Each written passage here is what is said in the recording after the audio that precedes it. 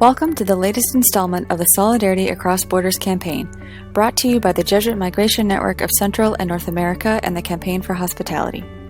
My name is Caitlin Marie Ward, and I am the Senior Advisor on Migration at the Jesuit Conference Office of Justice and Ecology. During this third and final phase of the campaign, we will examine the crucial role education plays in laying the foundation for a life of dignity, both in migrants' home countries and in host communities. Education within the Jesuit network is guided by the concept of cura personalis, which translates to care for the whole person. Consequently, whether provided in a refugee camp in Africa, a poor barrio in Central America, or a bustling metropolis in the United States, a Jesuit education attends to the physical, mental, and emotional well-being of its students. Through this holistic approach, education becomes an agent of social change, sowing seeds of hope long into the future.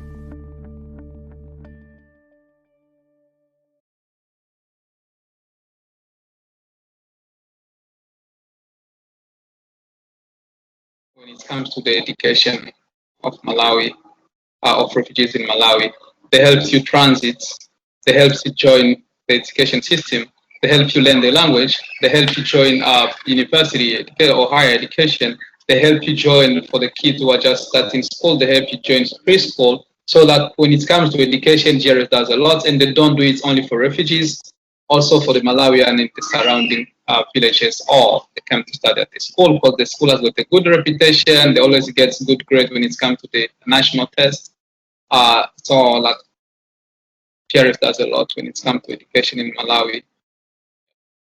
Jesuit Refugee Service, or JRS, was founded in November 1980 by Father Pedro Arrupe, the then Superior General of the Society of Jesus, to respond to the plight of Vietnamese refugees fleeing their war-torn country. 40 years later, JRS has a presence in 56 countries. Education has always been a major component of the services offered through JRS, and in 2015 it launched the Global Education Initiative to expand and strengthen its programs. By 2019, it had surpassed its goal of reaching 250,000 refugees each year. All right. The way I discovered JRS was my desire to learn a new language, to learn new things. I'm always that guy who want to learn something new and add my knowledge. And I was coming from a French country as an adolescent who was trying to know different things. I found some friends who were speaking good English. I was like, hey guys, where do you guys learn how to speak English? They explained me this JRS, you never gone around the camp. I was like, we're new here. I don't know anybody. I just see you guys. So can you explain me? They told me, if you go to JRS and you register yourself in ESL, English Second Language, they're going to take you and you're going to learn how to speak English the same way we are. We came here, we were not speaking English, and we also learned by here. So that's how I went to JRS.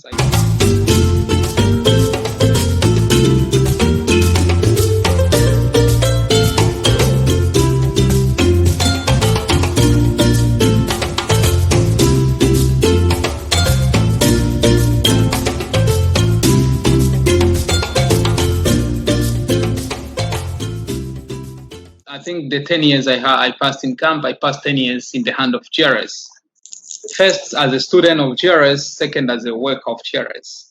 So I pursued my high school education through JRS, and then I joined high school, a program which is an online university class that we used to take from Regis University through JRS and GWL. Basically, we call it a diploma, which is similarly to an associate.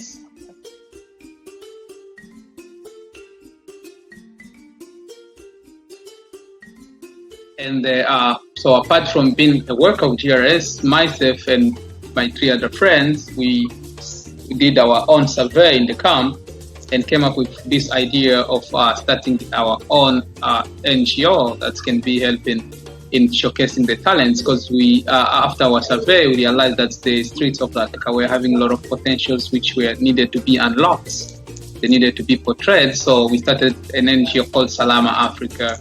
We were taking the youth from the street of Zaleka who failed to attend school, because as I told you, not everybody can go to school, and teach them different creative skills like like DIYs, like art making, like dance, like music, all the different kind of arts so that they can at least find something to do, because a lot of people don't understand that living in a place whereby you don't have something to do, you don't have somewhere to go, you need to find at least something to do to avoid different problems like early marriage, early pregnancy, HIV, AIDS, drug, alcohol. So we were doing that, and from the work we have done, almost 2,000 youth have benefited from our activities, maybe through watching, through participating, through being part of the performance.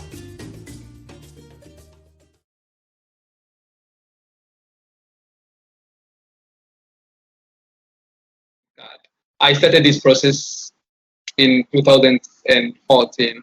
So from 2014, we were supposed to travel by the end of 2016 in the US, and things didn't go well. And then 2017 was one of my hardest time in a refugee camp, whereby there was travel ban day and night. We could work up, so we could have travel the beginning of February, and then on 29 January, I cannot forget 2017, there was a travel ban.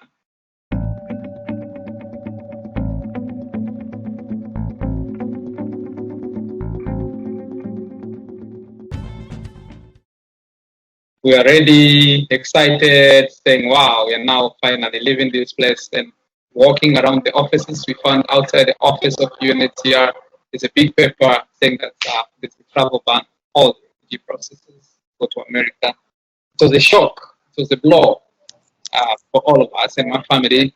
And then we were like, oh, so they said it's 90 days, it's going to end. 90 days end, another ban. 90 other days end, another ban. It keeps repeating and repeating. Then we go to 2018. At the beginning, there was still so many pressure and so many people who really understand the struggles of refugees. They understand the goodness of bringing people who really still have that, they still need to work for this country. They still want to develop this country. So they were putting more pressure. And then later on, by the end of 2018, we started seeing the few lights at the end of the tunnel. Then again, it didn't go well until when we get in mid 2019.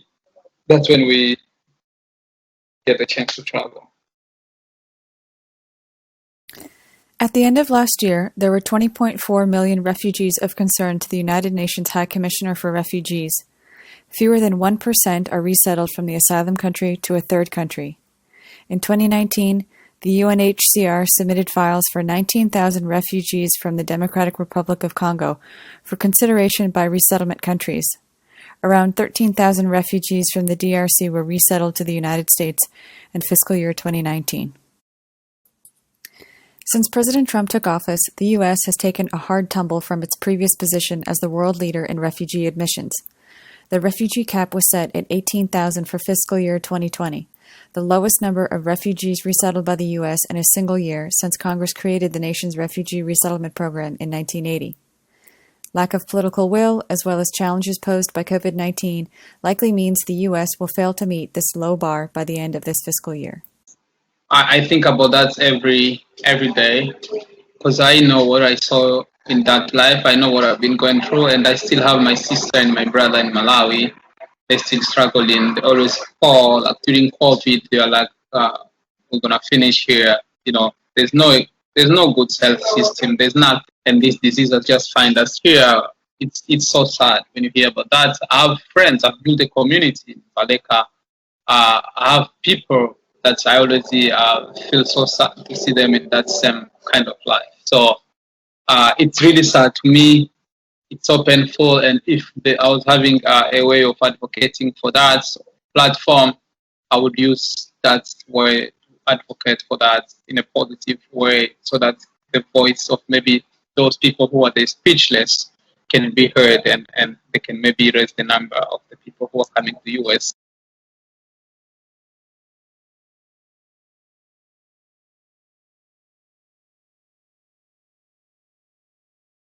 So the one I took was social work, and then when I was feeling like social work is limiting me. I was like, I need to do more. I don't just want to work with individuals. I want to work with the world. So when I get here, I change my major to social sciences, and I'm majoring in global studies. Soon I'm gonna get my bachelor, maybe work, and then go for masters, then join the field.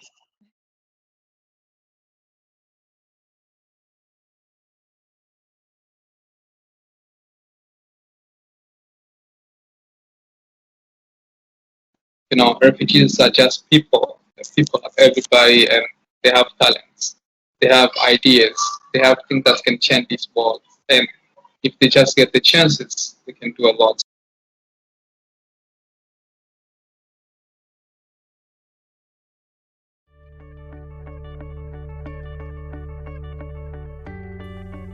Many thanks to Jesuit Refugee Service for putting us in touch with Alain. If you are looking for ways to promote access to education for refugees, asylum seekers, and other immigrants, consider donating to one of the Jesuit works serving migrants in the U.S. and Canada. You can find a list of ministries at www.jesuits.org/donate2020. We also encourage you to respond to the call to action for this month by sending a postcard or an electronic message to the Department of Homeland Security with recommendations for an immigration policy that respects the human dignity of our migrant brothers and sisters. You can order the postcards or send the message directly from the Solidarity Across Borders website at www.jesuits.org/migration. Thank you for watching.